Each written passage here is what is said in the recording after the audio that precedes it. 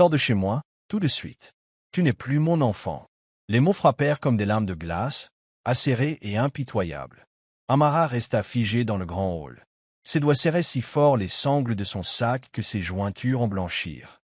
Derrière son père se tenait la femme, arborant un sourire cruel et victorieux. Marissa, les bras croisés, les yeux brillants de satisfaction. Le nom d'Amara résonnait autrefois dans les couloirs de cette maison avec amour. Maintenant, on aurait dit celle d'une inconnue. Elle avait 19 ans et aujourd'hui, on la chassait de la maison où elle avait grandi. La maison qui avait appartenu à sa famille, avant la mort de sa mère et l'apparition de Marissa.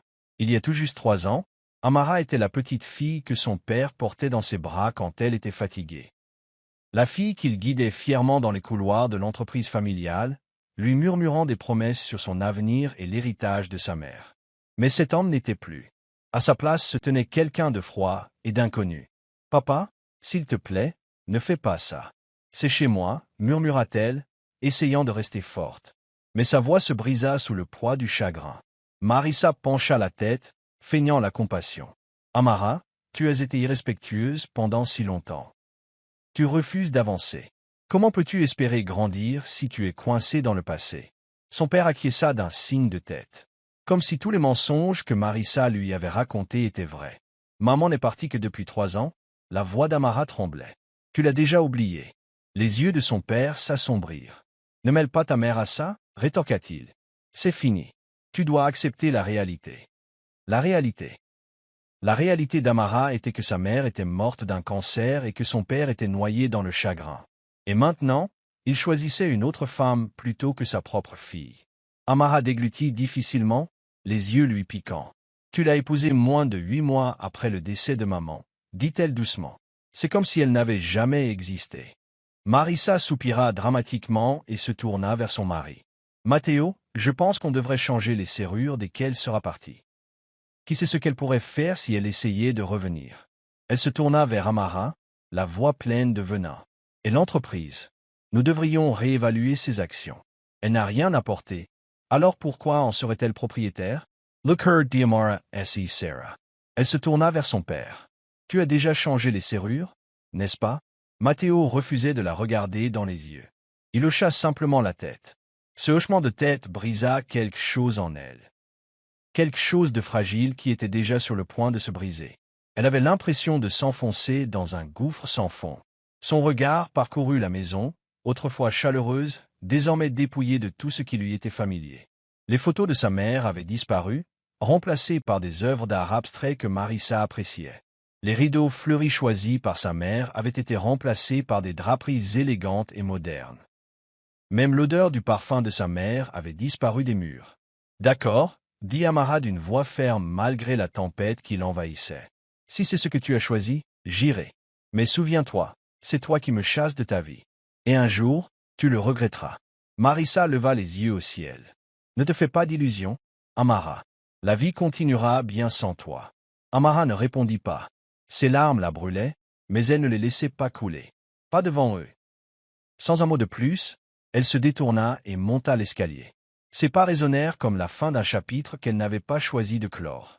Elle avait exactement 1 heure pour faire ses valises. 60 minutes pour rassembler le peu qui lui restait de son univers. Sa chambre était le seul espace intact de la maison jusqu'à présent. Mais elle savait que ça ne durerait pas. Bientôt, Marissa en ferait un studio de yoga, ou peut-être une de ces salles de ressourcement dont elle parlait toujours. Amara entra dans la pièce et s'arrêta, fermant les yeux. L'air sentait encore légèrement la lavande et les vieux livres. Des parfums que sa mère adorait. Elle ouvrit son placard et en sortit une valise usée. Le même qu'elle utilisait lors des sorties scolaires. Elle le remplit rapidement de son ordinateur portable, de quelques vêtements et de documents importants. À son bureau, elle ouvrit le tiroir du bas et en sortit une petite boîte en velours. À l'intérieur se trouvaient les bijoux de sa mère. Des pièces délicates transmises avec soin. C'étaient les seules choses qui n'avaient pas été emportées ou remplacées. Au moment où elle fermait sa valise, son téléphone vibra, un message lui parvint. « Comment ça va? J'ai besoin que je vienne te chercher. Marcus. » Ses mains tremblaient tandis qu'elle répondait. « C'est vrai. Je suis expulsée. Je peux dormir chez toi quelques jours ?» Sa réponse est venue instantanément. « Tu plaisantes? J'ai déjà dit à maman de te préparer une chambre. Sors de là. Ne laisse pas ces salauds te voir pleurer. Un sourire amer se dessina sur les lèvres d'Amara. Au moins, quelqu'un la soutenait encore. Elle tira sa valise jusqu'à la porte, jetant un dernier regard à la pièce qui avait autrefois abrité rêves et secrets murmurés. Lorsqu'elle atteignit le hall d'entrée, Marissa s'appuya contre l'encadrement de la porte avec un sourire suffisant. Matteo se tenait à côté d'elle, silencieux, impassible. Il ne lui dit même pas au revoir. Amara ouvrit la porte d'entrée et sortit, dans l'air froid du soir. La pluie s'était mise à tomber, légère mais régulière. Elle ne se retourna pas. La maison qui avait autrefois abrité amour et souvenirs n'était plus qu'une coquille vide, un écho de ce qu'elle avait été. Sa valise résonnait à chaque pas qu'elle tirait sur le trottoir. Là, sous la faible lueur d'un lampadaire, se trouvait la vieille voiture de Marcus. Le moteur tournait. Il en sortit en l'apercevant. Il se précipita pour prendre la valise. Il ne dit rien au début. Il la serra simplement fort dans ses bras. Amara resta figée un instant, puis se laissa finalement aller vers lui. « On doit retourner casser quelques vitres ?» demanda Marcus, mi-plaisantant, mi-sérieux. Elle laissa échapper un soupir. Entre le rire et le soupir. « Non, je ne veux pas perdre une seconde de plus avec eux. »« Bien, » murmura-t-il en ouvrant la portière. Parce que j'étais prêt à balancer des briques. Amara se glissa sur le siège passager. La climatisation lui soufflait de l'air froid au visage. Mais rien ne pouvait égaler le froid qui lui glaçait la poitrine. Marcus conduisait en silence, lui jetant de temps en temps un coup d'œil. Son visage se creusa d'inquiétude. Sa maison n'était pas un manoir, pas comme celle où elle avait grandi. Mais lorsqu'ils arrivèrent dans l'allée et que la lumière du porche s'alluma, Amara ressentit quelque chose qu'elle n'avait pas ressenti depuis longtemps, de la chaleur. Hélène, la mère de Marcus, ouvrit la porte et serra Amara dans ses bras dès qu'elle entra. « Oh, mon cœur, dit-elle doucement. Reste aussi longtemps que tu voudras. Cette maison aura toujours une place pour toi. » Ces mots la brisèrent presque. Mais elle ne laissa pas couler ses larmes. Pas encore. Le lendemain matin, Amara était assise à la table de la cuisine. Ses doigts serraient une tasse de café froid. Ses yeux étaient cernés d'épuisement. Des ombres qui évoquaient une nuit blanche et une vie de souffrance concentrée en une seule soirée. Face à elle, Marcus s'adossa à sa chaise, tambourinant du bout des doigts sur le bois. « Alors, dit-il doucement, quel est le plan ?» Amara fixait le café sans vapeur. « J'ai besoin d'un travail. Je ne peux pas vivre éternellement au crochet de ta mère. » Marcus hocha la tête. « Il y a un café près du centre-ville. Il recrute des baristas. Je connais la propriétaire. Voulez-vous que je dise quelque chose? N'hésitez pas. Ayez esquissa un sourirelas. Mais je ne compte pas servir du café indéfiniment. J'ai une idée. » Marcus haussa un sourcil. « Je t'écoute. » Amara se pencha en avant et sortit son ordinateur portable de son sac. Elle ouvrit un dossier et fit apparaître un fichier intitulé « Projet en B ». Pierce Technologies est dépassée, a-t-elle commencé. Il se concentre uniquement sur les grandes entreprises.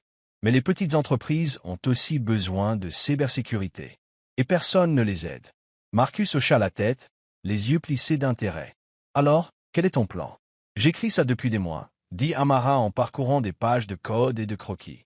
« Je souhaite créer un système simple, abordable et sécurisé, adapté aux petites entreprises, facile à utiliser, quelque chose qui leur offre une véritable protection sans toute la complexité. » Marcus se pencha plus près, un petit sourire se dessinant. « Tu crois vraiment pouvoir y arriver? »« Je n'ai pas le choix, » dit-elle. « Je n'ai plus rien à perdre. » Il tendit la main par-dessus la table et la serra. « Alors, allons-y. » Cette nuit-là, Amara s'installa dans le garage de Marcus. Ce n'était pas grand-chose, mais c'était suffisant. Le jour, elle travaillait au café. La nuit, elle tapait à la machine jusqu'à en avoir mal aux doigts. Les journées étaient longues, les nuits encore plus.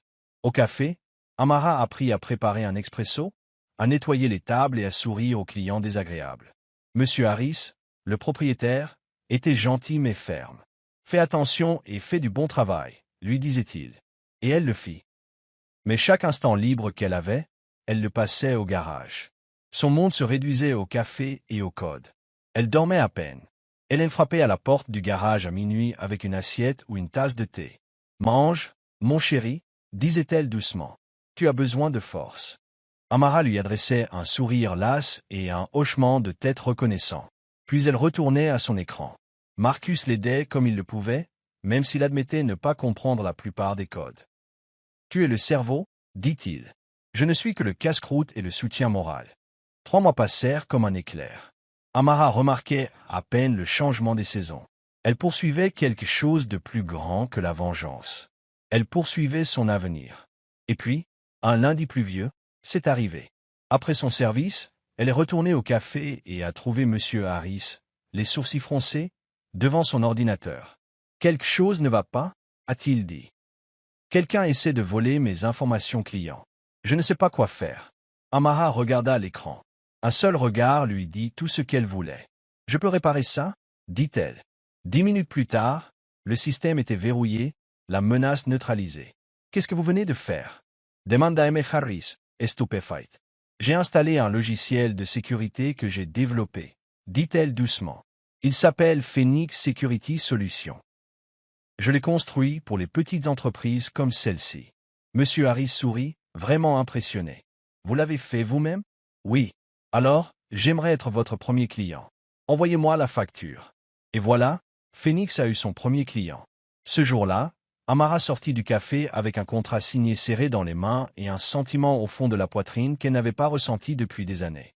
L'espoir. C'était une petite victoire, mais elle était réelle. La confiance de M. Harris lui a donné la force de persévérer. Ce soir-là, elle a mis à jour son logiciel avec une détermination renouvelée, ajustant l'interface et ajoutant de nouvelles fonctionnalités. La nouvelle s'est répandue plus vite qu'elle ne l'avait prévu. M. Harris a parlé de son programme à une amie qui tenait une boutique au coin de la rue. Cette amie est devenue sa deuxième cliente. Puis une librairie locale. Puis un petit cabinet comptable. En 2 mois, Phoenix Security Solutions comptait 10 clients actifs. Amara a investi chaque centime gagné dans le développement. Elle a modernisé son équipement, loué un petit espace de coworking et conçu un site web élégant. Marcus l'a aidé à créer un logo. Un phénix doré surgissant d'un circuit imprimé.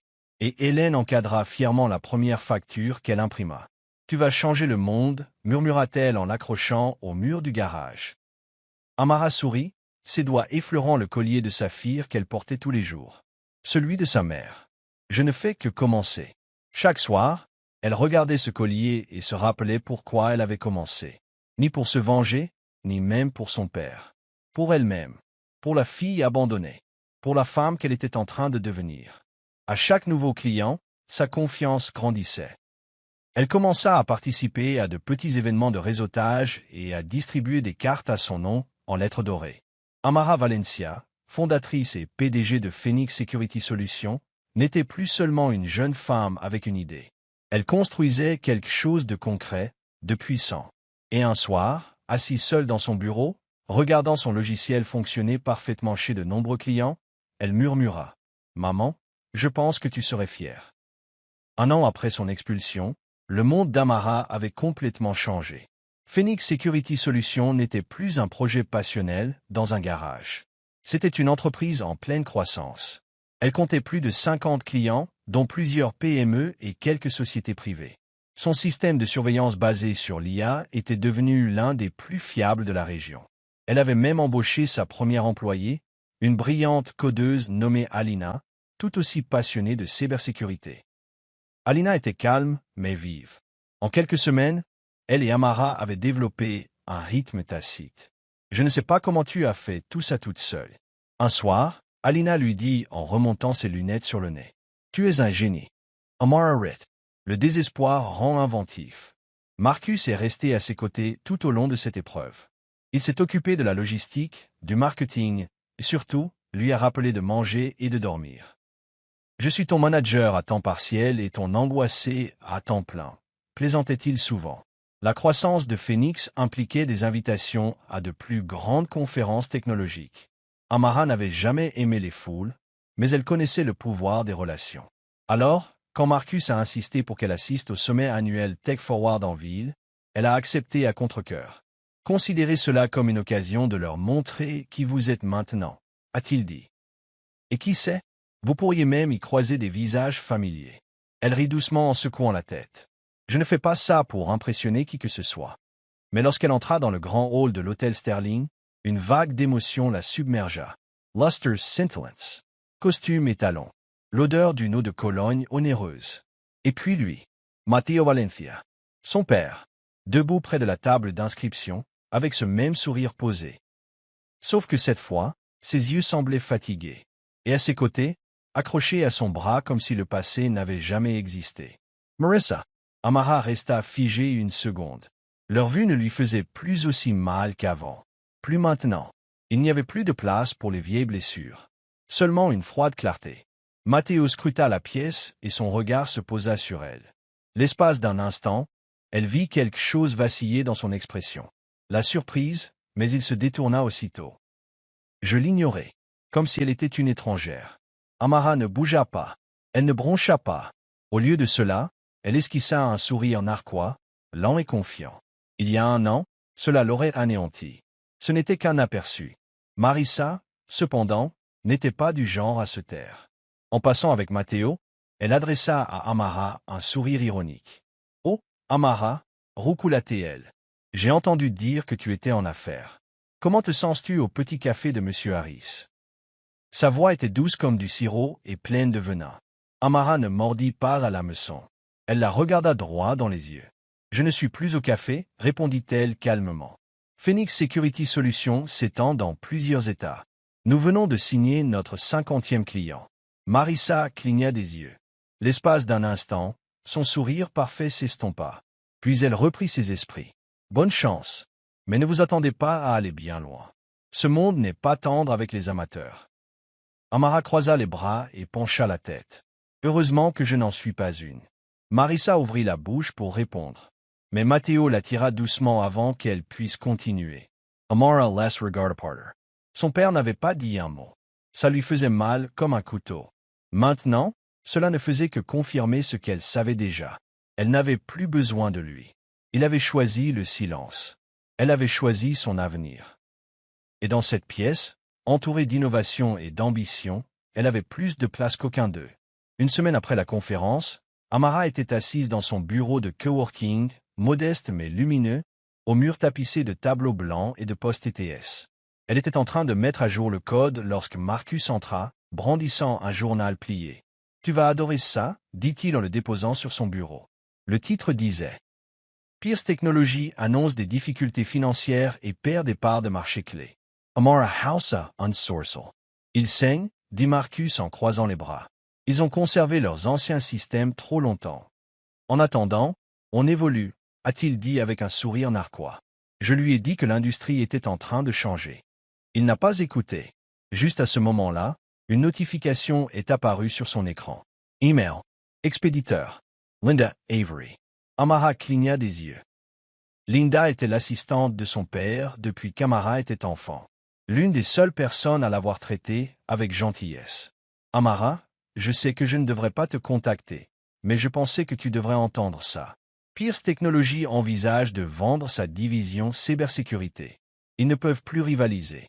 Si ça vous intéresse, c'est peut-être votre moment. Amara lut le message 3 fois. Ses doigts tremblaient légèrement, mais pas de peur. D'autres choses. Justification. Pouvoir. Elle n'en était pas sûre. Elle se laissa aller dans son fauteuil, les yeux fixés au plafond. 3 ans plus tôt, son père l'avait congédiée. Il l'avait traitée de rêveuse. Il l'avait laissée de côté pour Marissa. Et maintenant, il était sur le point de vendre la branche même de l'entreprise en laquelle elle avait toujours cru. « Marcus » dit-elle lentement en tournant l'ordinateur vers lui. « Il faut qu'on parle. » Il s'épenca. « Quoi de neuf ?»« Phoenix grandit vite, » dit-elle. « Mais si nous voulons vraiment nous développer, pourquoi ne pas racheter Pierce Technologies tout entier ?» Marcus cligna des yeux. Puis un sourire éclaira son visage. « Tu veux racheter l'entreprise de ton père ?» Amara sourit froidement. « Pourquoi pas? Inversons les règles. 3 ans. C'était le temps qu'Amara avait quitté la maison de son enfance avec rien d'autre qu'une valise. Le cœur brisé et une flamme brûlante. Phoenix Security Solutions s'est alors implantée dans 4 États, servant plus de 2000 entreprises. L'entreprise était une référence en cybersécurité. Saluée pour son innovation et son design axé sur le client, elle était valorisée à plus de 75 millions de dollars. Elle n'était plus l'ombre de son passé. Elle était devenue une figure emblématique. C'est pourquoi, lorsque le Tech Innovation Award lui a envoyé une nomination officielle, Marcus a insisté pour qu'elle y aille. « Tu es nominé pour le Breakthrough Award ?» a-t-il dit en rajustant. Sa cravate. Ça veut dire quelque chose. Amara portait une robe bleu marine. Le collier en saphir de sa mère reposait contre sa clavicule. Le grand Sterling Hotel scintillait d'or et de cristal. Elle traversa le hall, la tête haute, saluant poliment les inconnus qui reconnaissaient désormais son nom. Et là, dans la section VIP, était assis Matteo. Son père. Seul. Pas de Marissa. Pas de sourire narquois. Juste un homme vieillissant dans un costume qui n'avait plus le même pouvoir. Son regard croisa le sien. Et cette fois, il ne détourna pas le regard. À l'annonce de son nom, les applaudissements furent nourris. Phoenix Security Solutions. La PDG Amara Valencia. Elle monta sur scène, son trophée reflétant la lumière. Elle scruta la salle. Son regard croisa à nouveau celui de Matteo. Mais ce n'était plus le silence qu'elle voyait. C'était autre chose. Des regrets, réels et profonds. Et étrangement, Amara n'éprouvait aucune colère. Rasseni, pleine. Elle avait déjà gagné. Après la cérémonie, alors qu'elle serrait la main des investisseurs, une voix familière l'appela derrière elle. Amara. Etern. Matteo se tenait à quelques mètres d'elle. Ni un géant, ni un homme au-dessus d'elle. Juste un père. Quelqu'un qui avait enfin compris ce qu'il avait perdu. Felicitations, dit Matteo. Sa voix était plus basse que dans ses souvenirs. Tu l'as bien mérité. Amara n'a pas souri. Merci. Il se déplaça comme s'il n'était pas sûr d'avoir le droit de rester. J'aimerais parler, ajouta-t-il. Marcus, debout à côté d'elle, haussa un sourcil. Amara lui fit un petit signe de tête. J'ai des réunions lundi. Mon assistante va organiser quelque chose. Matteo cligna des yeux, surpris mais soulagé. Je serai là. Elle se détourna, cette fois avec force. Lundi, elle le retrouva chez Morello. Un restaurant italien pittoresque, autrefois le préféré de sa mère.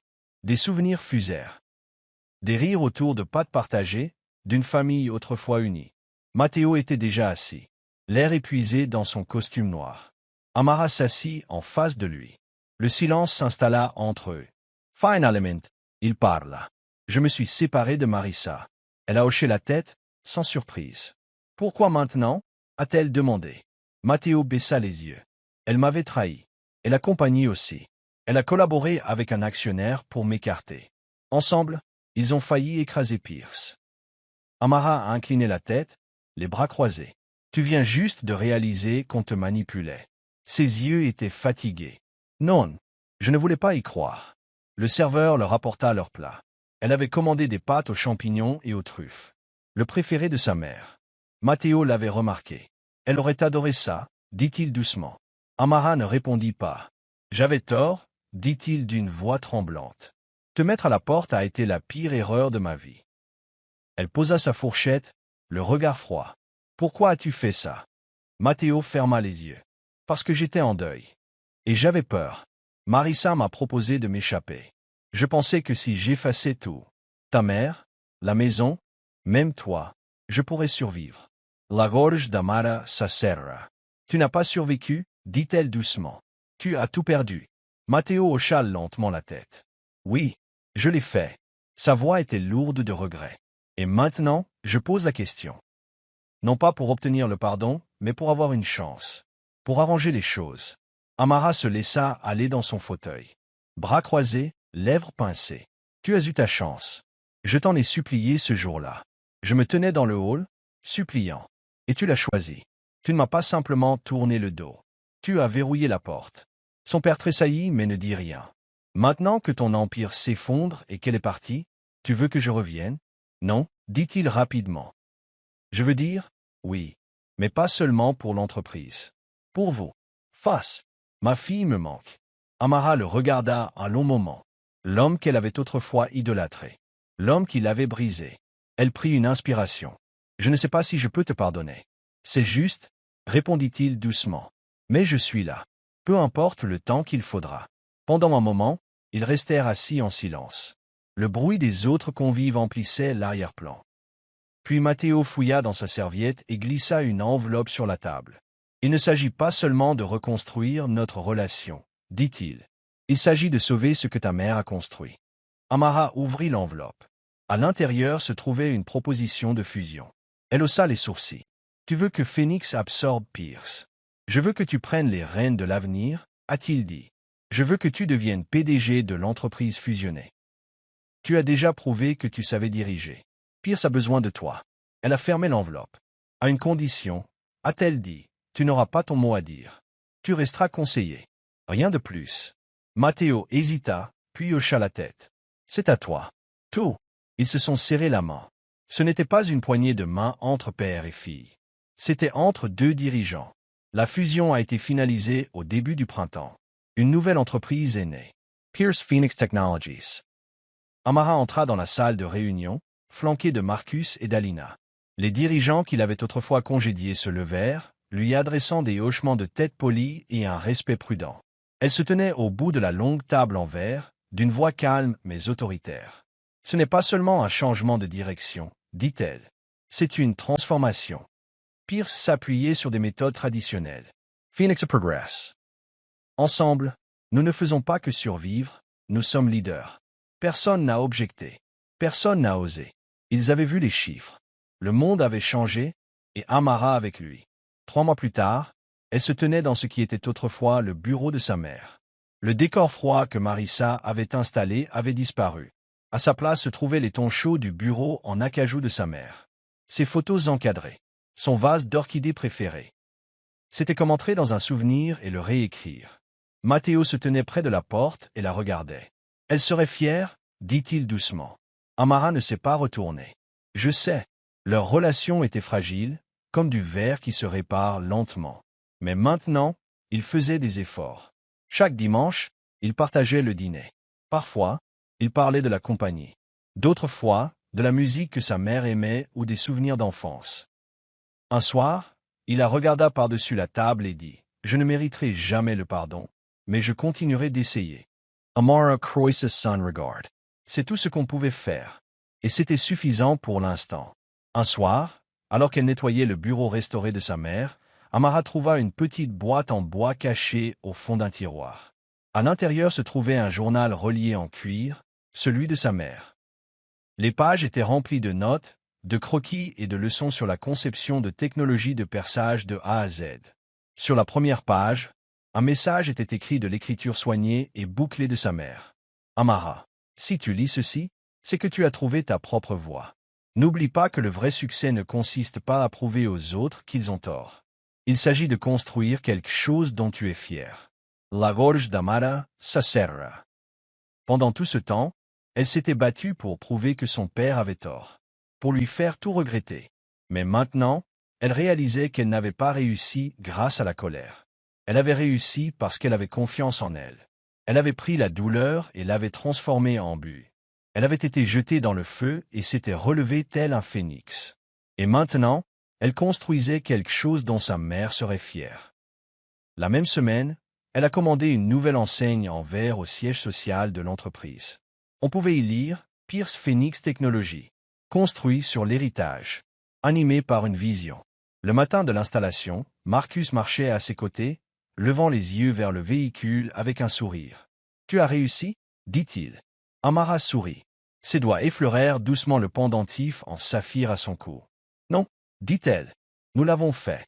Et ce n'est que le début. » Amara se tenait dans le grand hall.